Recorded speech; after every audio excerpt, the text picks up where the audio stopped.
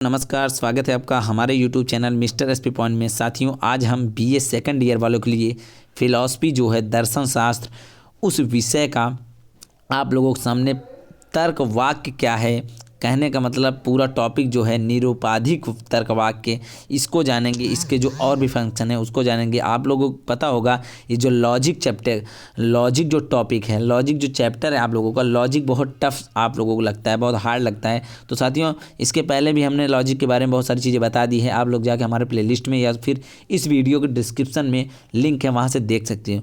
तो लॉजिक के बारे में बहुत सारे लोग बहुत टफ समझते हैं इसको, तो बहुत आसान भाषा में आज आपको समझाएंगे। आप लोग वीडियो में अंत तक बने रहिएगा साथियों, आपको बहुत अच्छे तरीके से समझ में आ जाएगा। तो चलिए साथियों शुरू करते हैं। देखिए, आप लोगों को बता दें सबसे पहले तर्क वाक्य क्या है। साथियों, तर्क वाक्य किसे कहते हैं? तर्क वाक्य क्या है?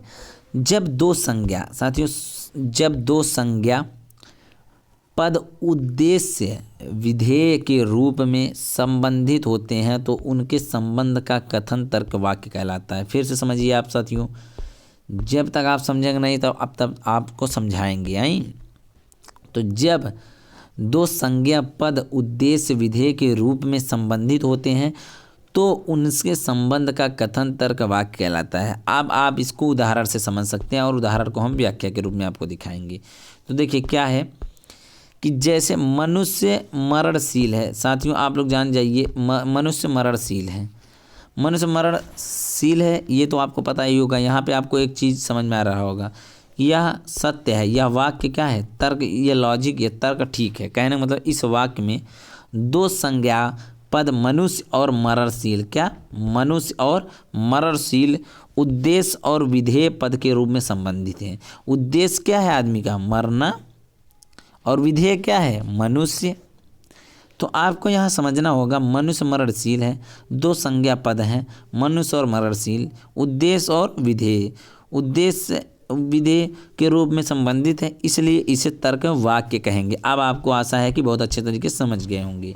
तर्क वाक्य किसे कहते हैं समझ गए। तर्क वाक्य सत्य और असत्य नहीं होता, किंतु यह एक सत्य और असत्य कभी नहीं हो सकता। फिर से समझिए, यहाँ पे तर्क जो लॉजिक है बहुत ज़बरदस्त आपको घुमाता है। तर्क वाक्य सत्य या असत्य नहीं होता, किंतु एक साथ सत्य और असत्य कभी नहीं हो सकता।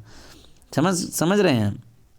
तर्क वाक्य जो एक साथ सत्य और असत्य नहीं होता, कभी नहीं होता, लेकिन यह सत्य असत्य भी नहीं है। यह तर्क जो होता है यह ऐसा सिद्धांत, ये एक क्लियर करता है। यह हमेशा एक चीज़ को क्या कहते हैं? सिद्धांत। कोई भी चीज़ हुआ उसे हमेशा क्लियर कर देता है। जैसे मनुष्य मरणशील है, यहाँ पे आपको क्या है? यहाँ पे कोई भी संभावना नहीं है, यहाँ पे एकदम स्पष्ट है कि हाँ मनुष्य मरणशील है। ऐसा लॉजिक है, ऐसा तर्क है इस पर।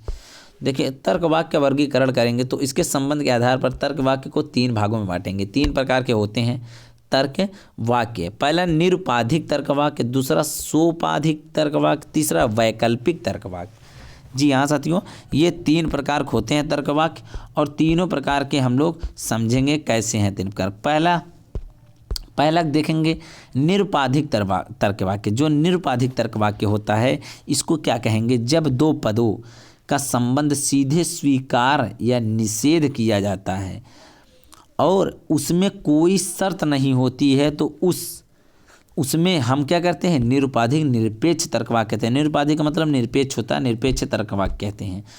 जब साथियों आपको फिर से बता दें, दो पदों का संबंध सीधे स्वीकार या निषेध किया जाता है और उसे अर्थात उसमें कोई शर्त नहीं होती है, डायरेक्ट स्वीकार कर लिया जाता है, तो उसे हम निरुपाधिक या निरपेक्ष तर्क वाक्य कहते हैं। कोई भी दो पद हुए जिसको हम लोग डायरेक्टली क्या करते हैं? स्वीकार कर लेते हैं। जैसे सभी मनुष्य मरणशील हैं, तो आप क्या कहेंगे? आप सभी मनुष्य मरणशील हैं, तो सभी मनुष्य मरणशील है, यह निरुपाधिक तर्क वाक्य है, क्योंकि इसमें मनुष्य बिना किसी शर्त के मरणशील कहा गया है।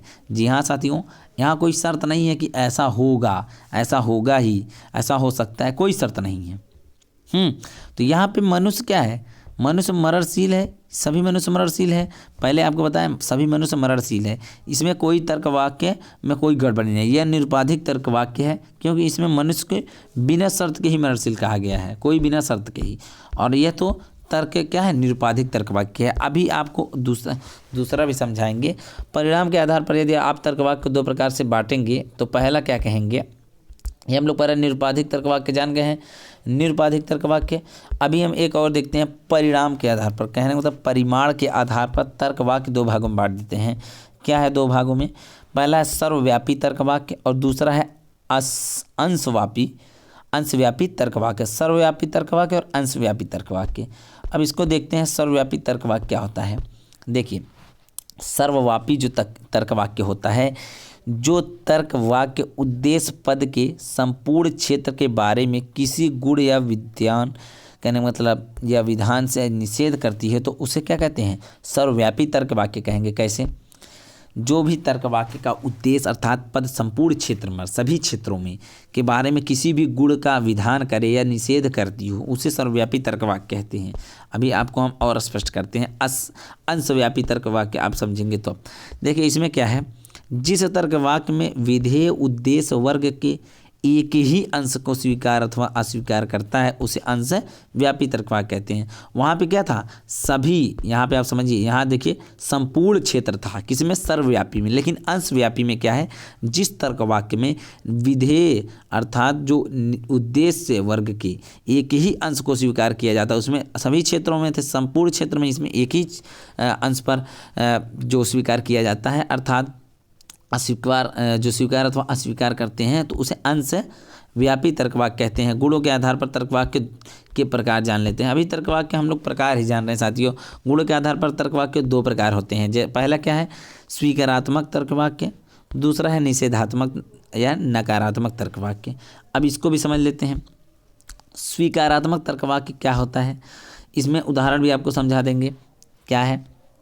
जब हम लोग कहते हैं जब उद्देश्य और विधेय पद का विषय में संबंध स्वीकार किया जाए, तो उसे स्वीकारात्मक तर्क वाक्य कहते हैं। जी हाँ साथियों, जब हम लोग कहीं किसी भी उद्देश्य और विधेय पद के विषय में संबंध को स्वीकार करते हैं, संबंध को जब स्वीकार करेंगे तो स्वीकारात्मक तर्क वाक्य कहलाएगा। ये परिभाषा आप लोग नोट कर लीजिएगा। पीडीएफ आपको हमारे टेलीग्राम चैनल पर मिल जाएगा साथियों।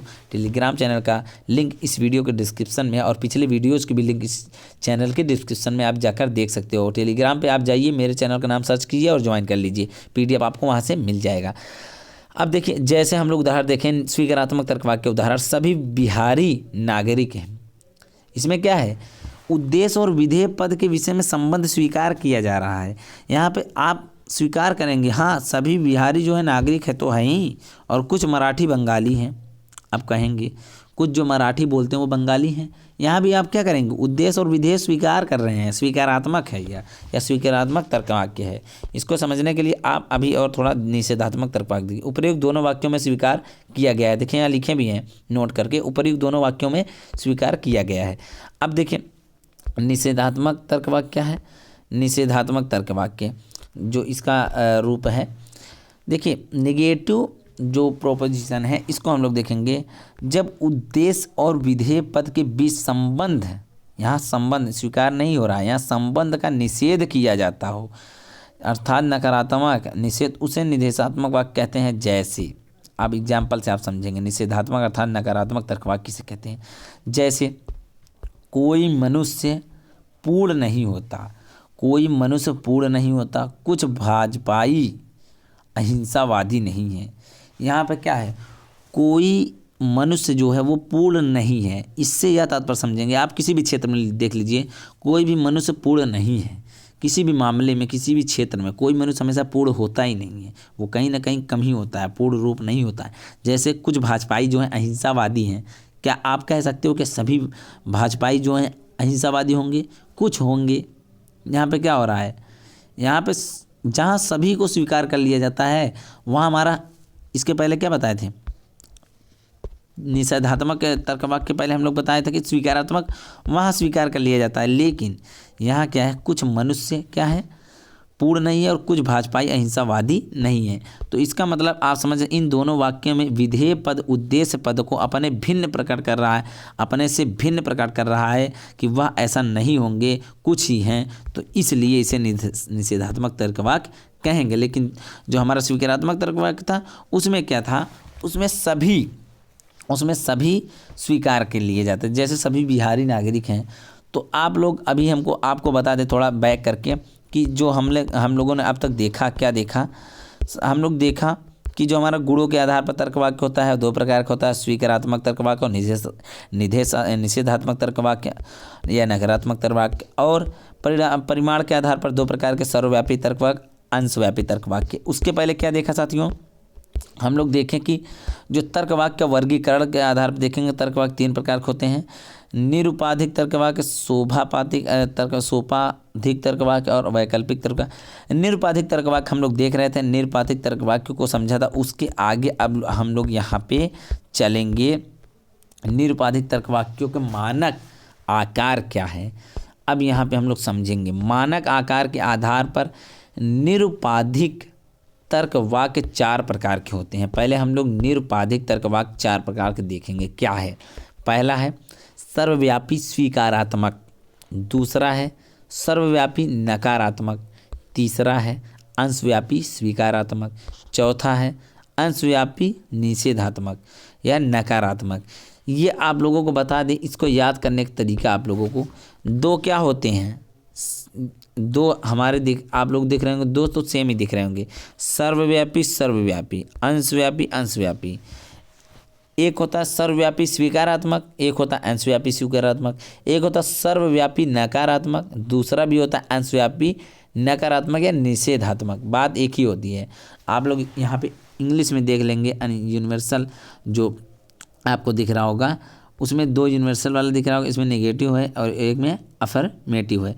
तो अफर्मेटिव में दोनों में दो दो दिख रहे होंगे, तो ये चीज़ें आप लोग समझिए, इंग्लिश में आपको सेम दिखेगा। तो चलिए अब हम लोग देखेंगे सर्वव्यापी स्वीकारात्मक जो है और सर्वव्यापी नकारात्मक जो है उसको ई से देखेंगे, सर्वव्यापी स्वीकारात्मक को ए से देखेंगे और अंशव्यापी स्वीकारात्मक को आई से देखेंगे और अंशव्यापी निषेधात्मक को ओ से देखेंगे। फिर से समझ लीजिए, हम क्या कहें, सर्वव्यापी जो नकारात्मक है उसको हम लोग ई से देखेंगे, सर्वव्यापी स्वीकारात्मक को ए से देखेंगे और अंशव्यापी स्वीकारात्मक को हम लोग आई से देखेंगे और अंशव्यापी निषेधात्मक अर्थात नकारात्मक को ओ से देखेंगे। तो चलिए साथियों, आप लोगों को आगे लेकर चलते हैं। देखिए क्या है उदाहरण, एग्जाम्पल में आप देखिए, सर्वव्यापी स्वीकारात्मक ए जिसको हम लोग जाने थे, उसमें क्या है, सभी मनुष्य मरणशील हैं, सभी मनुष्य मरणशील हैं। और दूसरा क्या है, सभी जो राजनीतिज्ञ हैं वे झूठे हैं।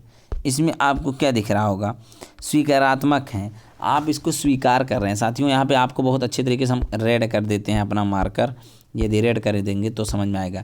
देखिए यहाँ पे क्या है, सभी मनुष्य मरणशील हैं, सभी राजनीतिक झूठे हैं। यहाँ पे आप सर्वव्यापी स्वीकारात्मक कर रहे हैं, स्वीकार कर रहे हैं। जहाँ पे मैंने बताया था परिभाषा में स्वीकार किया जाता है, सभी मनुष्य मरणशील है ये तो सब स्वीकार करेंगे, और सभी राजनीतिक जो होते हैं झूठे होते हैं ये भी आप स्वीकार करेंगे। और आगे देखते हैं सर्वव्यापी जो नकारात्मक है, यहाँ पर आपको थोड़ा क्या होगा, कहना गलत होगा, सभी मनुष्य मरणशील नहीं है ये तो गलत है। यहाँ पे आप क्या कह रहे हैं, सर यहाँ नकारात्मक है, यहाँ कुछ निषेध है, कुछ विरोध किया जा रहा है।